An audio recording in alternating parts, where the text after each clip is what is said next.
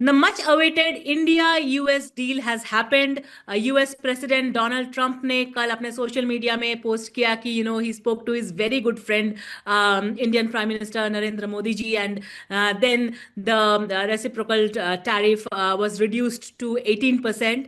आज हम बात करेंगे एक बहुत ही स्पेशल गेस्ट से, Shri Gopal Krishna Agrawal ji. He is a national spokesperson for BJP who is looking into economic affairs. Welcome sir. नमस्कार।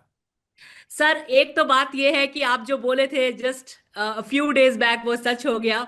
इंडिया और यूएस का डील हो गया, और इसका अभी भी बहुत सारा चीजें बाकी है, लेकिन what's your take on the overall thing? देखिए, ये बहुत महत्वपूर्ण बात है कि जिस तरह से अभी यूरोपियन यूनियन के साथ हमारा डील हुआ और उसने देश की अर्थव्यवस्था को बहुत मजबूत तरीके से आगे बढ़ाने के लिए एक रोड मैप की तरह ग्राउंड वर्क भी किया हम सबके सामने। और उसके बाद फिर इकोनॉमिक सर्वे आया, बजट भी आया। बजट में प्रधानमंत्री जी ने कहा था कि ये जो फ्री ट्रेड एग्रीमेंट हम विभिन्न कंट्रीज से कर रहे हैं, इससे मैन्युफैक्चरिंग सेक्टर, हमारे कृषि क्षेत्र, मैरीन सेक्टर, टेक्सटाइल, ऐसे सभी क्षेत्रों में बहुत फायदा होने वाला है। और उसके लिए एक बेसिक इकोसिस्टम क्रिएट करने का काम बजट के प्रावधानों के अंतर्गत हुआ है। बजट में मेगा टेक्सटाइल पार्क लेके आए हैं। उसके बाद मैन्युफैक्चरिंग एमएसएमई सेक्टर्स को चैंपियन एमएसएमई बनाने के लिए बहुत सारे प्रावधान किए गए। कई तरह के सनराइज सेक्टर्स को बहुत सरकार ने अपने इस बजट में सपोर्ट देने की बात की है। और उससे यह स्पष्ट लग रहा था कि हमारा यह जो आठवां यूरोपियन यूनियन के साथ डील है, उससे भारत की अर्थव्यवस्था को बहुत मजबूती मिलेगी।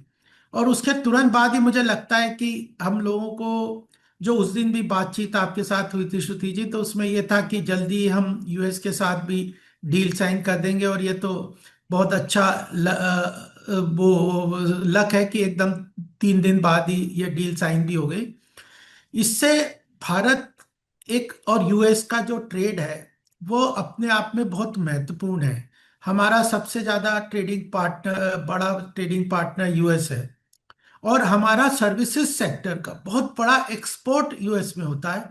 हमारे यहाँ से मैरीन और फिशरीज सेक्टर का बहुत बड़ा एक्सपोर्ट वहाँ पे होता है। टेक्सटाइल का बहुत बड़ा मार्केट यूएस में है।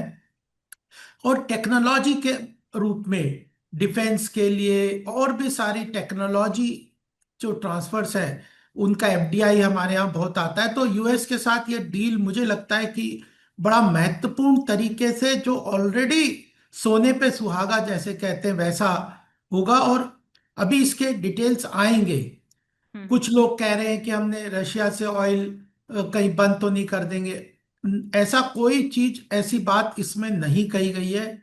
इवन रशियन कंट्री से भी ये आया है स्टेटमेंट कि ऐसा कुछ, ऐसा डील में ऐसा नहीं बात भारत की तरफ से आई है। और अल्टीमेटली आज के समय में, क्योंकि मैं ऑयल सेक्टर को बहुत अच्छी तरह से समझता हूँ, आज के समय में जो ग्लोबल क्रूड ऑयल है वो ऑलमोस्ट 60 या $62 के आसपास पर बैरल का रेट है, जो बहुत ही कम है। और एक्चुअली मार्केट में बहुत ह्यूज सप्लाई है। तो ग्लोबल लेवल पे हम कॉम्पिटिटिव प्राइस पे अपनी एनर्जी सिक्योरिटी के लिए ऑयल खरीदेंगे, खरीद रहे हैं, खरीद भी। और हम किसी प्रेशर में आके इस तरह का काम, नेशनल इंटरेस्ट को सबवर्ट करते नहीं है। तो जिस तरह से ऑयल एंड सिक्योरिटी है, उस पे हमारा फोकस है। रिन्यूएबल एनर्जी के ऊपर फोकस है हमारा, सोलर एनर्जी पे है, ग्रीन हाइड्रोजन पे है। तो एनर्जी सिक्योरिटी हमारे लिए मेजर इशू है। वो हम पूरी तरह से आश्वस्त हैं कि वह नेशनल इंटरेस्ट पे ध्यान रखा जाएगा। और एग्रीकल्चर सेक्टर, जो कि हमारे लिए बहुत महत्वपूर्ण है, हमारी बहुत बड़ी जनसंख्या एग्रीकल्चर सेक्टर पे डिपेंडेंट है, तो उसके इंटरेस्ट को भी प्रधानमंत्री और आज हमारे जो कॉमर्स मिनिस्टर और जो हमारे मिनिस्ट्री के ऑफिसर्स ने स्पष्ट रूप से कहा है कि किसानों का हित को किसी तरह से कॉम्प्रोमाइज नहीं किया गया है। हमारा बड़ा हिस्सा जो सर्विसेज एक्सपोर्ट का है वो वैसा ही इंटैक्ट है। और हम आज, अगर हम बाकी कंट्रीज के कंपैरिजन में देखें, तो जो हमें ये जो टैरिफ का रेट अभी नेगोशिएट हुआ है, यह right. काफी कम, जिस हिसाब से पीछे ट्रम्प साहब ने एकदम ग्लोबल लेवल पे डिसरप्शन, हाई टैरिफ अनाउंस करके किया था, उस हिसाब से नेगोशिएशंस के अंतर्गत हमें लगता जो स्पष्ट है कि वह बहुत ही अच्छी डील हमारे सामने आई है। और अल्टीमेटली नेगोशिएशंस ट्रेड डील में क्या होता है, गिव एंड टेक होता है। देखते हैं, और कोई एंड ऑफ द डे तो है नहीं ना ये। अगर हमारे लिए कोई इंटरेस्ट में कोई चीज कमी लगती है तो हम फर्दर नेगोशिएट कर सकते हैं, और अभी तो डिटेल आएगा, रूल्स Mhm. आएंगे, विभिन्न चैप्टर्स आएंगे, और ये इसके डिटेल्स में और भी इसके ऊपर कई विषयों पे और स्पष्टीकरण आएगा। बट जहां तक मुझे लगता है ये बहुत अच्छा डील है, भारत के लिए बहुत आवश्यक था, और उतनी आवश्यकता यूएस के इस इनिशिएटिव में भी मुझे लगता है कि उनको भी उतनी ही प्रेशर था कि ये भारत के साथ वो जल्दी डील करें, क्योंकि भारत के एक के बाद एक करके विभिन्न कंट्रीज से डील होते जा रहे थे और भारत की अर्थव्यवस्था तेजी से आगे बढ़ रही थी। Absolutely agreed. Or we can just hope that maybe this tariff will come down to zero in the very near future. Gopalji, moving on. 1st February को our finance minister Sitaraman presented the budget. My question to you is आम आदमी के लिए इस budget में क्या था? देखिए, आम आदमी के लिए इस बार बजट में सबसे बड़ी बात है कि एमएसएमई सेक्टर और मैन्युफैक्चरिंग सेक्टर को बहुत बढ़ावा मिल रहा है इस बजट के माध्यम से। और पूरे इकोसिस्टम में, चाहे वो रॉ मटेरियल की सप्लाई हो या इंटरमीडिएट प्रोडक्ट का इंपोर्ट का कस्टम ड्यूटी हो, या जो प्रोडक्ट बनते हैं एमएसएमई सेक्टर्स के या मैन्युफैक्चरिंग सेक्टर, उनको एक्सपोर्ट का मार्केट मिले। हम्म। तो ऑलमोस्ट 40 कंट्रीज के साथ हमारे बायलेटरल ट्रेड एग्रीमेंट हो चुके हैं, तो हमारे लिए एक्सपोर्ट के लिए बहुत सारे कंट्रीज के रास्ते, दरवाजे खुल गए हैं। अब हमारे मैन्युफैक्चरिंग सेक्टर को कॉस्ट कॉम्पिटिटिव और क्वालिटी कॉन्शियस होके we have to produce for the global markets. और ग्लोबल मार्केट्स में कई कॉम्पिटिटिव सिनेरियो होते हैं, तो उसके अंतर्गत सरकार ने उनकी लॉजिस्टिक कॉस्ट को कम करने का काम इस बजट में किया है।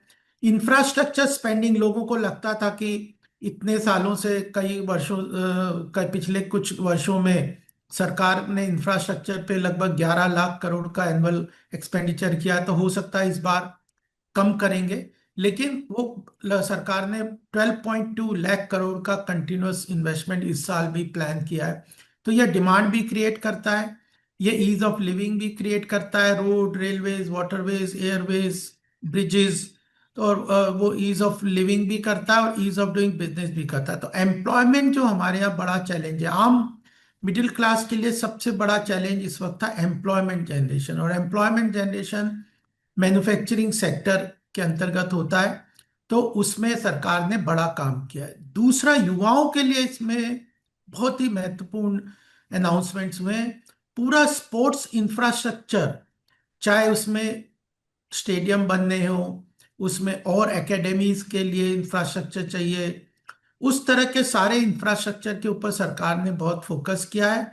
और उसको एज ए कैरियर बनाने के लिए कई तरह के स्टार्टअप और उन सब इनिशिएटिव्स को सरकार ने स्पोर्ट्स सेक्टर को युवाओं के लिए बहुत तेजी से बढ़ावा बढ़ाने के लिए काम किया है।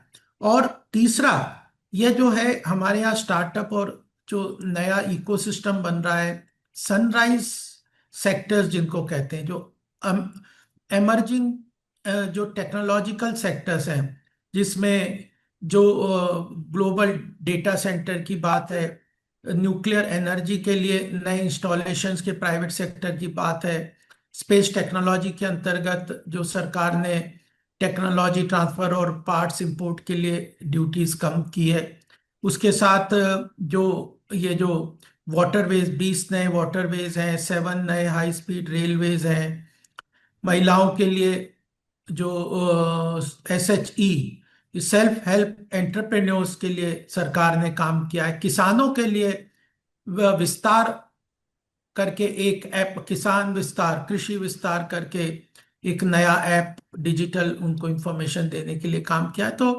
किसान, व्यापारी, महिला, मैन्युफैक्चरिंग, युवा वर्ग, सनराइज सेक्टर्स, उसमें एमएसएमई, इन सब के लिए सरकार ने बहुत प्रावधान किए हैं।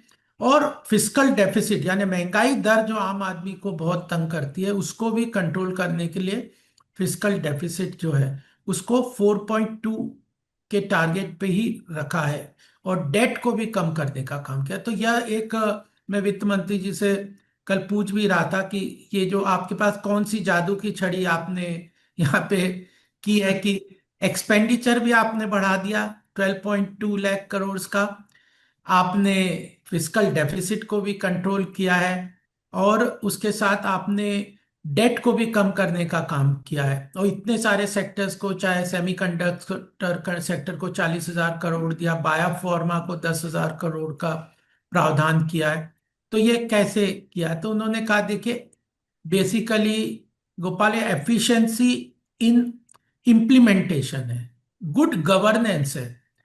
तो सोशल वेलफेयर में भी गुड गवर्नेंस है, सरकार की स्कीम्स के अंदर भी, डिलीवरी के अंदर गुड गवर्नेंस है, और रिसोर्स जनरेशन में भी लीकेजेस और करप्शन को खत्म करके एक इफेक्टिव मल्टीप्लायर इम्पैक्ट के साथ सरकार ने इस बजट को यहाँ पे लाया है। और अगर हम अ, उन्होंने स्पष्ट रूप से बताया कि अगर हम इंफ्रास्ट्रक्चर पे खर्च करते हैं ना श्रुति जी, तो हम्म। 1 रुपया खर्च करेंगे तो उसका बेनिफिट इकोनॉमी को 3 रुपए के रूप में मिलता है।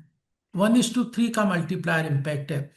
तो ये अगर 12.5 लाख करोड़ का अगर इन्वेस्टमेंट करते हैं, तो इसको इकोनॉमी में लगभग 36 से भी ऊपर 40 लाख करोड़ का बेनिफिट इकोनॉमी में जनरेट 1 साल में होने की उम्मीद है। तो यह एक महत्वपूर्ण बात है कि एक विकसित भारत का जो लक्ष्य है उसका ये फाउंडेशन इस बजट में ले डाउन किया है। पॉपुलिज्म से बच के हमारी अर्थव्यवस्था की क्या आवश्यकता है, कैसे जो हमने जो बायलेटरल और मल्टीलेटरल ट्रेड एग्रीमेंट 40 कंट्रीज से किए हैं, उसका बेनिफिट हमारे देश के मैन्युफैक्चरर्स, किसानों को, मछुआरों को, इन सबको कैसे मिलेगा, वो सब का इसमें पूरा विजन के साथ उसको इम्प्लीमेंटेशन का रोड मैप है। और मुझे लगता है उसी का प्रतिफल है कि आज यूएस को भी लगा कि अगर हम इतनी भारत इतना आगे अन्य देशों के साथ बढ़ गया है बायलेटरल एग्रीमेंट में, तो अगर we may not miss the bus, we should also We should miss jump the on bus. The bus. तो Absolutely. उसी का एक वो एक प्रतिफल है कि आज हम देख रहे हैं कि यूएस के साथ भी हमारा डील हो गया है। हम यहाँ गुड रिटर्न्स के व्यूअर्स को बोल देना चाहते हैं कि when I was listening to the budget I also realise that mental wellbeing को काफी प्रायोरिटी दिया जा रहा है ना सर? इस बार निमांस और खोलने का। आयुर्वेद, अल्टरनेटिव मेडिसिन की बात की है, और फिर गर्ल्स, हर डिस्ट्रिक्ट में गर्ल्स हॉस्टल बनाने, विमेन एम्पावरमेंट का बहुत महत्वपूर्ण, एम्प्लॉयमेंट, उनको जगह जगह पे ट्रेवल करना है एम्प्लॉयमेंट के लिए। तो वित्त मंत्री ने अनाउंस किया है कि हर डिस्ट्रिक्ट में हम गर्ल्स हॉस्टल बनाएंगे, यस सर। जो आयुर्वेद के हॉस्पिटल्स बनाएंगे, मेडिसिन के रूप में काफी चीजें सरकार ने, बायो फार्मा मैंने बताया उसके अंदर रिसर्च डेवलपमेंट का काम करेंगे। राइट। और ये सब चीजें आई थिंक कॉमन मैन के लिए बहुत ज्यादा इम्पोर्टेंट होगा। Sir, before I let you go I have to ask, state elections are coming, what is BJP's plan for the upcoming elections? देखिए, पहली चीज तो मैं ये कहना चाहता हूँ, कई लोगों ने कहा कि भाई आपने इलेक्शन के टाइम पे जो स्टेट्स हैं उसके पॉपुलिस्ट बजट नहीं लेके आए। तो देखिए, हमने स्पष्ट रूप से कहा था कि गुड इकोनॉमिक, उस दिन आपने जब इंटरव्यू लिया था तब भी मैंने कहा था कि we always prefer good economics is good politics. And जो देश के हित में जो काम होगा उसको ही हम करेंगे, और उसके अंतर्गत जो भी चैलेंजेस होंगे उनको मीट आउट करने के लिए एक इकोसिस्टम और इनेबलिंग एनवायरनमेंट क्रिएट करेंगे। बट वोट बैंक, ये वोट की यानी इलेक्शन की राजनीति के लिए केवल पॉपुलिस्ट डिसीजंस नहीं अनाउंस करेंगे, क्योंकि अल्टीमेटली अगर इकोनॉमी मजबूत होगी तो देश मजबूत होगा। सब स्टेट्स में अभी आप देखें, अब जैसे 20 जो है वाटरवेज बना रहे हैं, और यूरोप के साथ भी मैरीन और फिशरीज सेक्टर्स को के मार्केट को खोला था। उस समय हमें लग रहा था कि यूएस ने बहुत टैरिफ लगा दिया है, खासकर हमारा बहुत मैरीन प्रोडक्ट्स और फिशरीज का एक्सपोर्ट यूएस में होता है। तो वो दिक्कत होगा, तो सरकार ने तुरंत एक्टिव मोड में आके यूरोपियन कंट्रीज के साथ हमारे ये जो मैरीन सेक्टर को, फिशरीज सेक्टर को खोलने के लिए एग्रीमेंट किया। साथ में अब ये जो 20 जो वाटरवेज बन रहे हैं, ये कोस्टल एरियाज को बहुत बूस्ट करेंगे।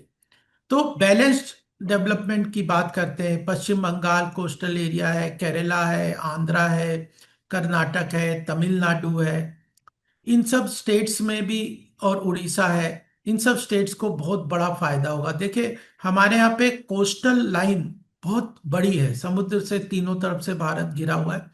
तो वाटरवेज चीप ट्रांसपोर्टेशन का बड़ा माध्यम बनता है। चीपर ट्रांसपोर्टेशन, उसका भी फायदा हुआ। इनलैंड वाटरवेज भी खोल रहे हैं, और समुद्र में सागरमाला प्रोजेक्ट के माध्यम से जो आसपास में जो हमारा समुद्र के रास्ते पे ये होगा, तो इसमें फिशरीज को भी फायदा होगा, मेरीन एक्सपोर्ट को। अभी तक मैं आंध्र प्रदेश वहाँ गया था, तो वहाँ पे श्रिम्प का बहुत बड़ा एक्सपोर्ट होता है वहाँ से, बहुत राइट। बड़ा मार्केट है। तो हमारे देश की जो कोस्टल लाइन है, कोस्टल स्टेट्स हैं, उनको बड़ा फायदा होगा। और इलेक्शन में क्या है, आपने पूछा इलेक्शंस के लिए क्या प्लानिंग है। इलेक्शन में जो सरकार करती है उसका कम्युनिकेशन बहुत महत्वपूर्ण होता है। अब हमारी पार्टी एक माध्यम है जिसके माध्यम से जो सरकार के अच्छे काम है वो जनता तक पहुंचाने का जिम्मेदारी पार्टी की होती है। अब ये जो बजट आया है, तो नितिन नवीन जी जो राष्ट्रीय अध्यक्ष हैं हमारे युवा, उन लोग ने पूरा प्लान किया प्रधानमंत्री मोदी जी के निर्देशन में कि हम हर वर्ग का पूरे देश में, एक तो कई स्थानों पे पीसीबी मिनिस्टर्स और जो पार्टी के पदाधिकारी हैं, प्रेस कॉन्फ्रेंस करके माध्यम से लोगों से संवाद भी करेंगे, और विभिन्न वर्गों से, खासकर युवा, महिला, किसान, श्रमिक, व्यापारी वर्गों के साथ सारे लोग मिलके डायरेक्ट कम्युनिकेट करके जो सरकार के काम है, ट्रेड डील का क्या फायदा होगा, कैसे उसका फायदा उठा सकते हैं, कैसे जनता तक पहुंचाएं, उस सब के बारे में मैसिव कम्युनिकेशन की एक्सरसाइज हमारी पार्टी कर रही है। तो उस और ग्राउंड लेवल पे भी कनेक्ट करके हम इस इलेक्शन को हरदम एक संचार का, कम्युनिकेशन का माध्यम मानते हैं। ग्राउंड लेवल पे फुट सोल्जर्स पूरी तरह से काम कर रहे हैं, स्ट्रक्चर है मंडल लेवल तक और बूथ लेवल तक, हमारा पूरा स्ट्रक्चर है जो कम्युनिकेट करता है, मोटिवेट करता है, सरकार के अच्छे कामों को बताता है। और you cannot just, if you don't have the content, you cannot just package a product. तो हम लोगों के पास प्रधानमंत्री के नेतृत्व में बहुत सारे सरकार के काम हैं जो पूरी अर्थव्यवस्था को मजबूती प्रदान कर रहे हैं और भारत की इमेज को भी ग्लोबल लेवल पे स्ट्रेंथन कर रहे हैं। तो वो सब बातों के साथ हम जाएंगे, तो हम एक के बाद एक इलेक्शन जीत ही रहे हैं, केवल इसीलिए क्योंकि we are good communicator, we have good content to communicate, or we sincerely communicate to the people. If there are certain challenges, we accept it. Employment is a challenge, we accept it. Our labor laws needed reforms, we accepted it and did it. सो इस तरह से MSME sector को support चाहिए, banking sector के अलावा funding की बहुत सारे सपोर्ट चाहिए, वो किया है। और इस बजट में तो पार्ट बी भी बहुत इंपॉर्टेंट है, क्यों कस्टम ड्यूटी और रॉ मटेरियल, क्रिटिकल मिनरल्स, जो रेयर अर्थ मिनरल्स, इन सब के लिए भी, डेवलपमेंट के लिए, इनके लिए इक्विपमेंट कंस्ट्रक्शन के लिए सरकार ने कस्टम ड्यूटी में भी काफी बदलाव किए हैं, सिंप्लीफाई किया है, रिड्यूस किया है। Right. So, do you think it's a win-win situation? या वी आर वेरी कॉन्फिडेंट कि हम लोग पश्चिम बंगाल में जो मेहनत कर रहे हैं, एक पूरी तरह से ममता बनर्जी जिस तरह से एंटी नेशनल स्टैंड लेती हैं हर विषय पे, और हर हिंसा की राजनीति करना चाहती हैं, धर्म सांप्रदायिकता की राजनीति करना चाहती है, घुसपैठियों को अंदर घुसा के अपना इलेक्शन के लिए वोट बैंक बनाना चाहती है, उसको पूरी तरह से पश्चिम बंगाल की जनता उससे त्रस्त है। और आज जो एक लीडिंग स्टेट था में इंडस्ट्रियलाइज एजुकेशन वगैरह में, आज उसकी हालत कहाँ पहुंच गई है। तो वहाँ बदलाव चाहते हैं। केरला में भी जिस तरह का कम्युनिज्म का एक जो हम देखते हैं कई तरह के, वहाँ पे चाहे लैंड जिहाद हो, लव जिहाद हो, इस तरह की बातें चलती हैं, तो वो भी लोग बदलाव चाहते हैं वहाँ की कम्युनिस्ट सरकार से। तमिलनाडु में हमारा एआईडीएमके के साथ बहुत अच्छा गठबंधन हो गया, और आज तो अभी आपने सुना होगा देख कि कांग्रेस और डीएमके के गठबंधन में आपस में लड़ाई हो रही है। तो कहीं भी देख लीजिए ये इंडी गठबंधन आपस में लड़ने के सिवा कुछ नहीं करे। तो तमिलनाडु केरला में अच्छा परफॉर्म करेंगे, तमिलनाडु में सरकार बनाएंगे, आसाम में हमारी अच्छी सरकार है ही जिस तरह से काम कर रहे हैं, पश्चिम बंगाल यही है प्रदेश, पुडुचेरी में भी हमारी सरकार है।